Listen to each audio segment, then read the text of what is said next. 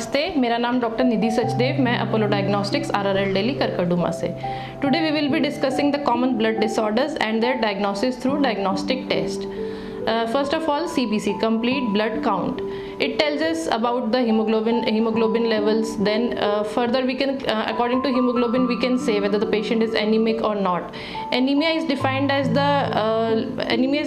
reduction in hemoglobin concentration below the level which is expected for a person of a normal age and normal sex.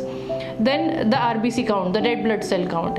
If that is decreased or increased, it defines a certain illness in a person. TLC count, the total leukocyte count. If the patient is having infection, then the TLC will be raised. If the patient is having bacterial infection, the neutrophil counts will be raised. If a patient is having viral infection, the lymphocyte counts will be increased. In a similar manner, if a patient is having any allergic disorder or any hypersensitivity disorder, then the eosinophil counts will be raised. Another important parameter of CBC is the platelets of blood. Platelets ascertain about the clotting activity, about the thrombus formation in a blood. So if the platelets are decreased in a person, it means there is problem. The problem lies in the thrombus formation, in the clot formation.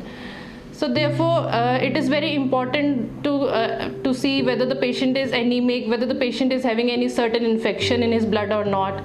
So in such a manner, the clinician rules out the infection, whether it's a bacterial infection, whether it's a viral infection, and according to the severity of the disease, he'll give the certain antibiotics or certain other medicines which are required in such cases. Thank you so much.